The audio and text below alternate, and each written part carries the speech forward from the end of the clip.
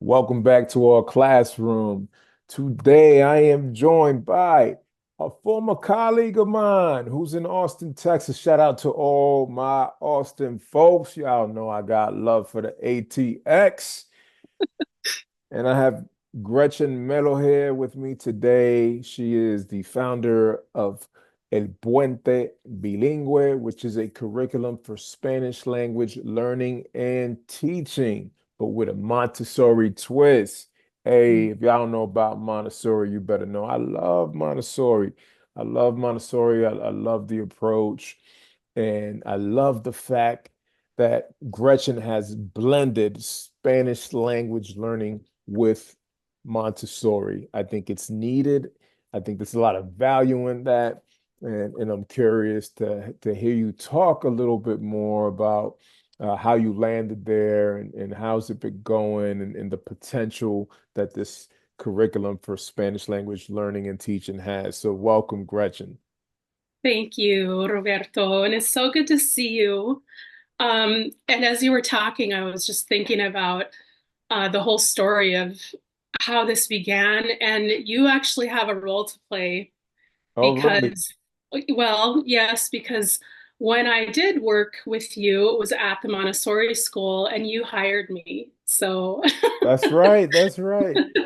yeah, That's right. yeah. Well, So, so I guess that leads me to a question that I did not consider. It's not on my prep sheet at all.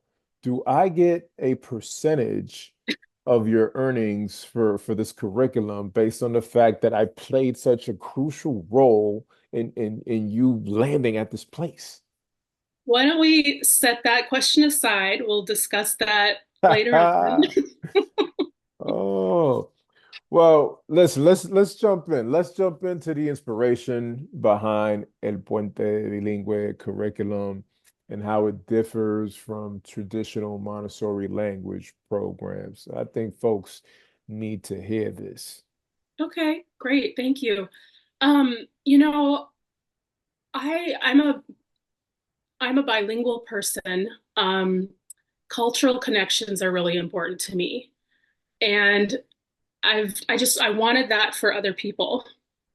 And when I started working at the Montessori school, I was an assistant guide in a lower elementary classroom.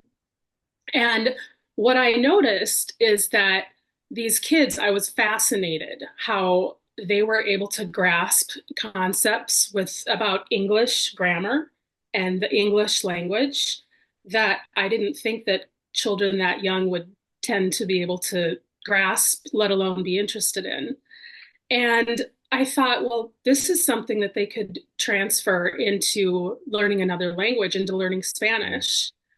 Um, Initially, the direction I went was to start with verbs, which might seem really advanced, but I just thought, well, these kids could probably learn how to conjugate a present tense verb, hablo, hablas, habla, hablamos, so I just started with that and I just started to fill in the blanks because what I saw was that there was a void Mhm, in mhm.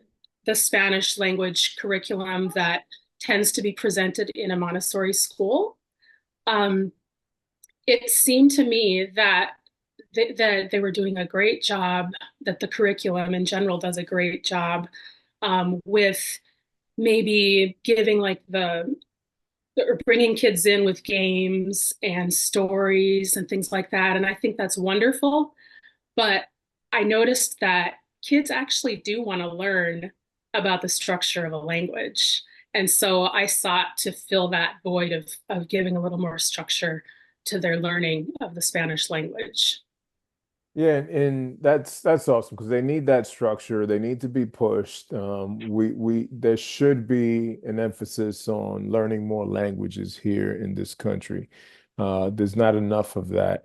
Can you explain how your curriculum adapts first language Montessori learning practices for second language acquisition, specifically in Spanish? hmm Yes. So now going back to how I mentioned that I did notice that there was curriculum out there that they would use sometimes in Montessori schools. what I noticed was that they had three-part cards sometimes in other curriculums. Um, and so initially, when I started creating, I jumped to what I thought was needed, right? Um, I went into the sentence analysis, the word analysis. I created a verb study Mm. specifically for Spanish because in Montessori, they have what you call word studies. So they'll study how a word works, how the function of a certain grammar point. So I started there. Um, it it doesn't only focus on grammar though, the El Puente Bilingüe curriculum. What I also love to do is allow or foster a creative component, to promote students' investigative skills or um, to help them to do a little bit more inquiry and broaden their vocabulary on their own. So there's a what I call a mastery track component. Um, we also have a sentence analysis component um, and a great works component, which I know a lot of Montessori schools love to use, where students sort of after they've learned a certain amount of things, they then are invited to do what we call a great work. It could be a presentation, it could be a play, it could be a song, it could be a poster or whatever, but they're using their own creativity, a little bit more investigative approach so that they're broadening their vocabulary and they're building on what they've already learned. That's awesome. That's awesome. And it's important to tap into their prior knowledge, right? And sometimes we underestimate how much our students know. And in this particular context of being in Austin, Texas, we know that there's a lot of Spanish spoken all around, right? So there's kids who they might not even understand or realize how much they already know just by the nature of the communities that they live in, the schools that they attend, the families that they're around, and how Austin is in general. Uh, I'm thinking about scaffolded lessons and mastery track activity options. How does that work in terms of supporting students' language development? How does El Puente Bilingüe make that happen? Yeah, so we start with basic greetings because Did you say um, basic greetings or readings? greetings, Okay. greetings. So, hola, Hmm. buenos días, ¿cómo ¿Cómo estás? estás? Right? Hmm. Because that's exciting for them, right? It empowers them. Um, and then we move to the colors and the numbers. And what's fun about the numbers, this is different, something different that El Puente Bilingüe does, is um, we we focus on finding patterns in the numbers. Can you give Um, us an example? yes. So when you look at uno, dos, tres, cuatro, cinco, seis, so you're counting 1 to 10. Once you get to 11 through 19, once, doce, trece maybe doesn't look or sound a whole lot like uno, dos, tres. Well, actually, doce and trece does, Hmm. right? But you get into the 16, Yeah. 17, 18, 19. If we can get the students to realize what they're really saying is 10 and And 6, right. 10 and And 7. seven. Right? And then that happens again throughout the rest of the numbers. You get to the 20s, 20 and 1, 20 and 2.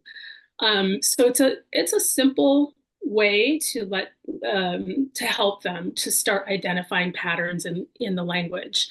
And then what they do is with El Puente Bilingüe, then later we get to looking at identifying gender in grammar. So you know how we have masculine and feminine See. and la, um, and they take that knowledge and apply it to their adjective endings, right? And so once they start seeing that these components exist, they can carry that knowledge forth. Um, Now going back to you wanted to know how it builds, right? So once we do some basic nouns in like 5 different categories. We've got school, home, neighborhood, um, family. Then we start uh, applying these adjectives to those nouns. And then we bring it into human body, and human being. So you've got the parts of the body and the identification of people, mama, papa. Well, that's in the family words, but like mujer, hombre, muchacha. Um, and you're suddenly the students are seeing that they can start putting phrases together. And next comes then a sentence analysis. And this is where it gets really fun because we'll throw in a verb that the students have never seen or heard, but they can start looking at, well, hey, I know that's a noun. I know that's an adjective. I recognize these words, but I don't recognize that. Now, what do I know about sentences? What do they always need? A subject And a and a, predicate. right. Predicate. Mm, Yep. So then they'll, and these Montessori kids are amazing. All kids are amazing, right? right. But in the Montessori world, they they really foster that whole language learning because there's language acquisition, which is so beautiful and important. There's language learning, but we can combine the two. And with the mastery track activities and the great works activities, um, combining that with sentence analysis and the grammar, it brings that whole acquisition and language learning together because you can create a community of second language speakers, even if most of the community is actually, they're a second language learner. You can still build that community and start to use the language in your community. Absolutely. Thanks for sharing. The curriculum's designed to be equivalent to a high school Spanish 1 class spread over several years. How do you ensure that students build a strong foundation as lifelong language learners? Mm-hmm. Yeah, and I am going to check my notes because I really loved that question. And I did write some things that I wanted to address. So, just a moment. So here we go. So, well, first of all, spreading it out over several years actually ensures that foundation. Um, and as I just mentioned, it creates sort of a realistic, or sort of it's a copy of a realistic language learning and acquisition setting, because they're gradually building the language and they're in their community. In a Montessori community, maybe some of the listeners might not know that in a Montessori community, they cover 3 years. So these students are spending couple, 3 years together. Right, So like, because it's mixed age levels, mixed grade levels. So for those who are not familiar with Montessori, you'd have a lower elementary classroom with students in grades 1, 2, and 3, and you'd have an upper elementary classroom with students grade 4, 5, and 6. right, right.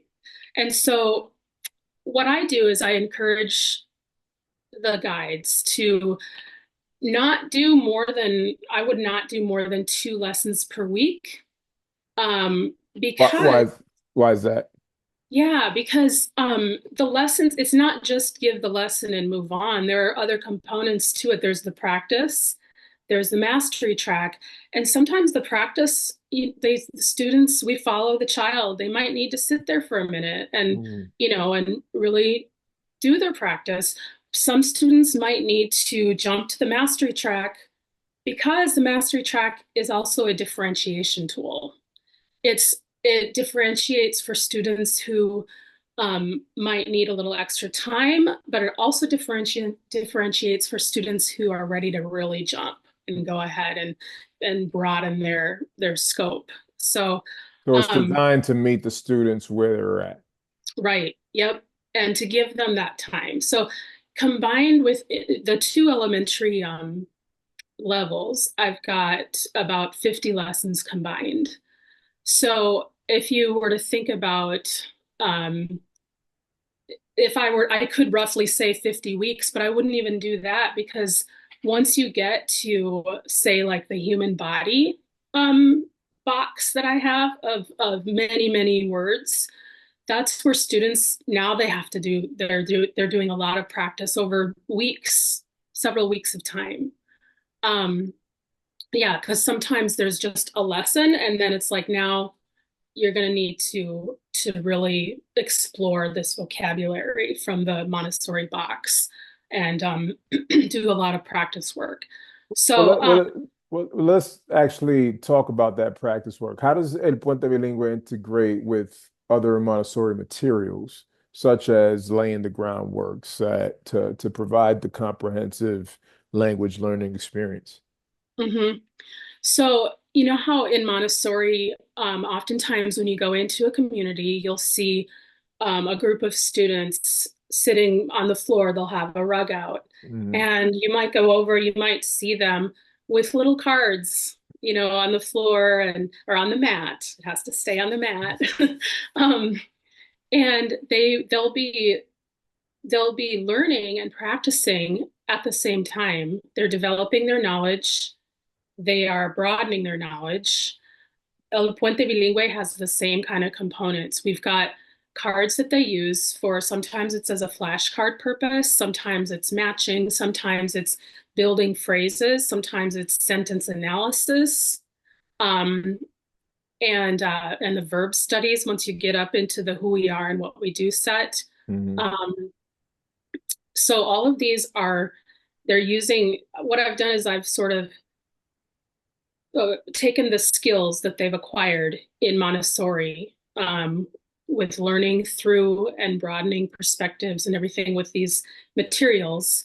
And I've transferred those skills into El Puente Bilingüe. Oh, there's another fun component too. So the beautiful boxes are made by my very talented professional woodworker husband who who donated his time to me. Shout out I to Antonio. right? Yes, thank you. So, and within those boxes, the lid actually serves as a work board. So you take the lid out and you lean it into these little holders, and you set your cards. It's a beautiful process. And sometimes when we add beauty to a learning process, it makes it more meaningful. Like it makes it more fun, and it helps you to enjoy the process of learning more. Did I answer your question? Yeah, absolutely, absolutely. I just wanted the folks to understand how it is that the curriculum integrates with the Montessori materials. Because I think for folks, my understanding is that what you've created is really geared towards that audience, is geared towards the Montessori audience. So whether you're a Montessori practitioner working in the school setting, or maybe you're home educating your kids and you're utilizing the Montessori approach, that this is meant for that particular audience. Is that correct? It is, but I there is a little thing that I would love to add to that. Sure. As you were speaking, I was just thinking about how the main goal here is to empower the students to be lifelong language learners, um, spreading the lessons out and allowing them to solidify these skills. They're going to take these skills of being able to analyze verbs out into their lifelong language journey. I know Mm. I do, but that Spanish is my second language. I'm analyzing verbs left and right. There's a new verb. I'm like, oh, I bet you that's an irregular verb. Um, and I know that because X, Y, Z.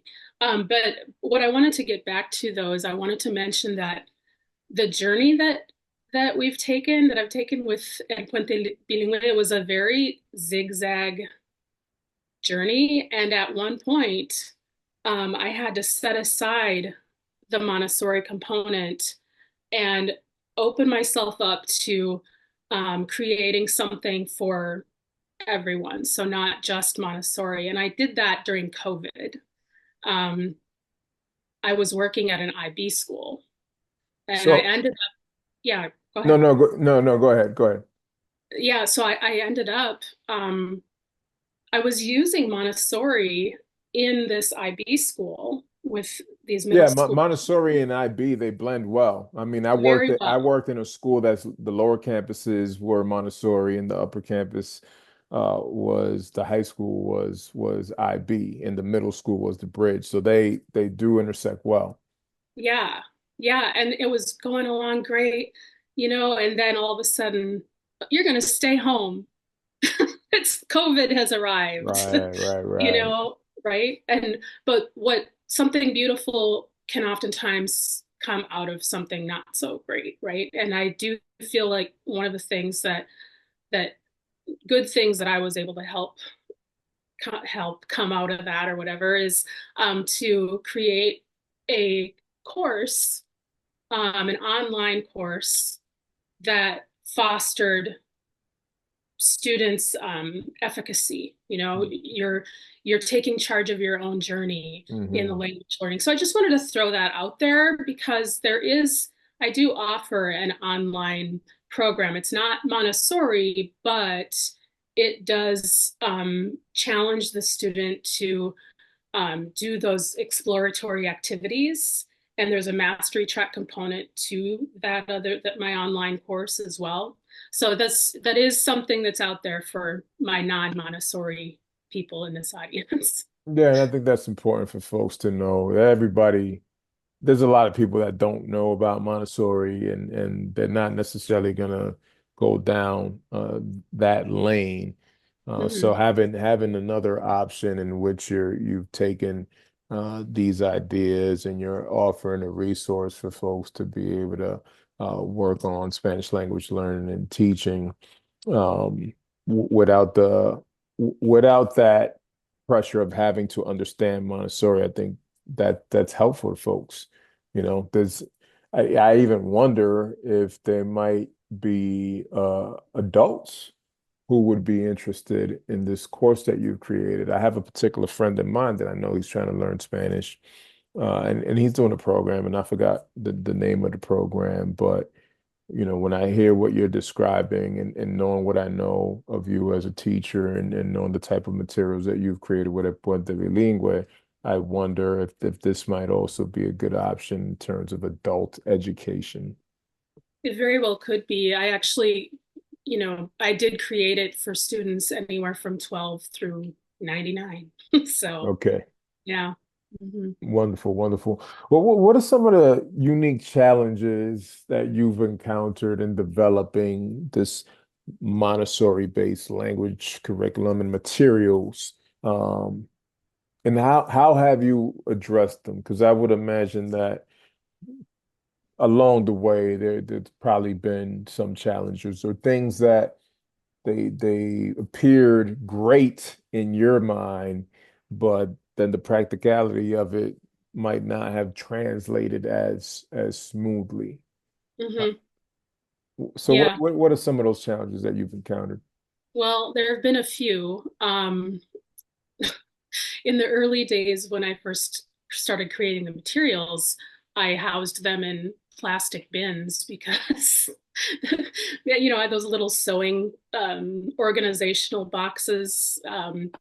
Because at that point, it was years back, my husband didn't have his whole woodworking shop, our personal one, set up yet. So those were the early days, right? So now we've got these beautiful boxes. So that's wonderful. But something that has come to my attention over the last, it was maybe about 2 years ago, um, is that even though, like I'd mentioned before, there are some other educational companies out there who offer three-part cards with, the nomenclature cards. I didn't have that. And the reason I didn't have that is because it was already out there. Remember, I was trying to fill a void. Yes. Right. But what I realized through feedback, because teachers were messaging me, don't you have something? don't you have something for Children's House, Mm. which is our younger Hmm. preschool age children up through kindergarten? And I was like, well, no, because that seems like it already exists. But then I realized, you know what?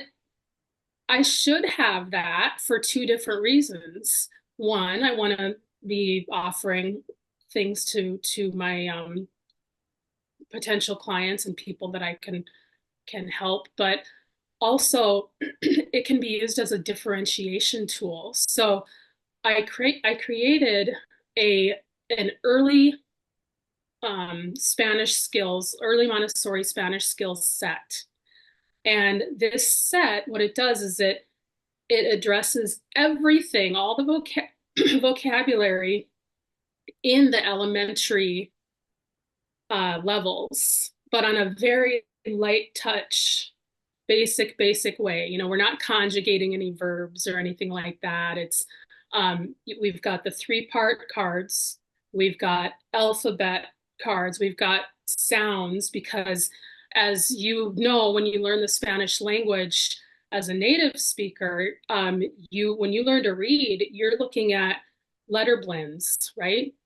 So I've got that component in there.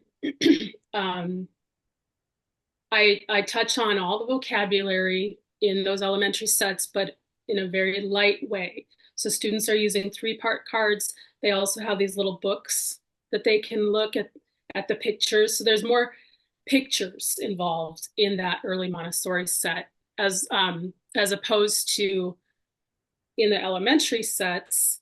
It's the vocabulary, and it's you're transferring those elementary Montessori grammar skills to the second language learning, more Mm. exploration. That's awesome. That's awesome. Yeah, I definitely could see the impact that these materials would have on the learning experiences.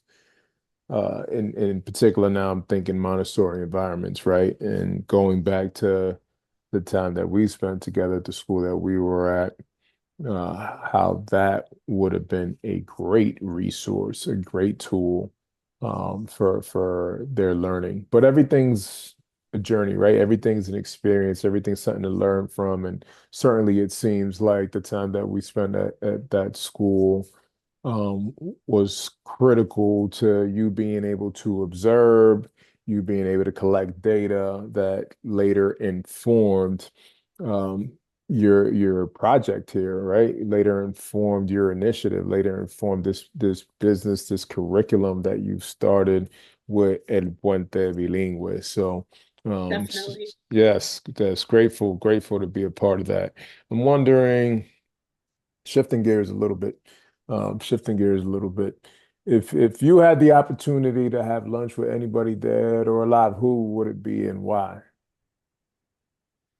So there are so many things I could say because I think about spirituality. I've got um, my Savior Jesus, right? Amen, amen. But I also I don't know. There are so many people, and this might sound, I don't think it sounds odd actually. I'm going to go ahead and just say that I would love to have lunch with my grandmother who No, is in that's not odd at all. That's not odd at all. There's somebody I interviewed before this interview, and she had mentioned her father who passed away 8 years ago, and I had told her, my father passed away 2.5 years ago, and I would, I would want to have that time. I would want to sit down, connect with my father, and yeah, so that's not out at all. Thank you. Um, what is a message of encouragement you want to offer our audience? Mhm. So, you know what? I want to say that many times in my own journey, I have felt moments of inadequacy. I would say every day there's at some point a time where I might feel self-doubt. But I think that we can all be bridges and we can all help one another to make connections. Um, we can connect with one another, but we can also help others build those connections. And in my case, right now, I'm talking about El Puente Bilingüe, the bilingual bridge. Even if, as you're listening to this, educators, if you are not a Spanish speaker, maybe you just know a few words, maybe you don't know any words, you actually can help your students to build that bilingual bridge by learning Spanish. Um, Currently, I'm so excited about this. I am making a video lesson for every single one of those elementary lessons that are in those two levels. So, you know what, educators? All you would need to do is play the video, that you can print out the cards that come with the video, and you're on your way. You can pause the video when you need it, and as you're guided in the video, you can learn alongside your students. So if you're sitting there listening to this thinking that, that all sounds fine and good, but I don't speak Spanish, it's okay. I'll speak Spanish for you. And I'm in the video for you and with you, and I'm here to support you in that way. So That's great, Gretchen. Kudos to you. I know how much work it is to create video lessons and create a video course, but also know how much it could be of benefit. And so that's awesome. I commend you for doing that, and certainly look forward to checking some of that out. For folks that want to learn more about you, want to learn more about El Puente Bilingüe, where can they follow you? okay, so if they want to learn more about this Montessori curriculum, I would suggest starting with elpuentebilingüe.org/Montessori. Now, I don't have the diéresis over the U. I don't have those two little dots over the U with bilingüe. It's just El Puente Bilingüe. Right. It's just to Just make the life you. easier. Just put the you, people. Right. Um, so that's one place. If they wanted to just look for me on Facebook, there I am, or on LinkedIn. Um, I Once they get to that elpuentebilingüe.org/Montessori, they'll find lots of links. They can even do a free webinar to find out more information, get more details. So, yeah. There it is, folks. Go to El Puente Bilingüe, connect with Gretchen Melo, learn more about this curriculum for Spanish language learning and teaching. All right, resources available to you. Again, if you're in the Montessori world, you should definitely be checking out. If you're a Montessori educator, you're a Montessori school leader, if you're doing Montessori at home with your children, definitely check out El Puente Bilingüe. I could vouch for this. All right. I could say firsthand. I've seen Gretchen at work. I've seen her design lessons. I was able to work. We shared an office. All right. So I'm not getting paid for this, not yet. All right. You think I forgot about my first question, huh? No, Gretchen. I'm still trying to figure out my royalties in this situation. But no, folks, straight up, I could vouch for Gretchen's work. I could vouch for the materials. There's great value there, and it's accessible. And as she mentioned earlier, for those who are not in the Montessori world but still looking for resources, there is an online course available to you. So get to work, make it happen. Gretchen, so grateful to be here with you, grateful to connect once again. Greetings to your family and best wishes to you as you continue to move forward in this work. I'm so grateful that you're serving as a bridge in this educational space, bridging this language gap for folks, and in doing so, bringing people closer together. That's a great need that we have in our society. And one of the ways that we could be closer and more connected is by learning another language and being able to communicate with more people, Mhm. and wrestling with our discomforts in that, in Exactly. acquiring that language and utilizing that language, and welcoming such conversations. Exactly. Yep. And you do such great bridge work in your work. So I'm so grateful for you and Lorena and all the work that you're doing. And I just really appreciate you. I appreciate the opportunity to share a little bit about El Puente Bilingüe today. Thank you. Thank you. Well, you know, we're here to support you, and you're welcome to be on the platform anytime. Mil gracias.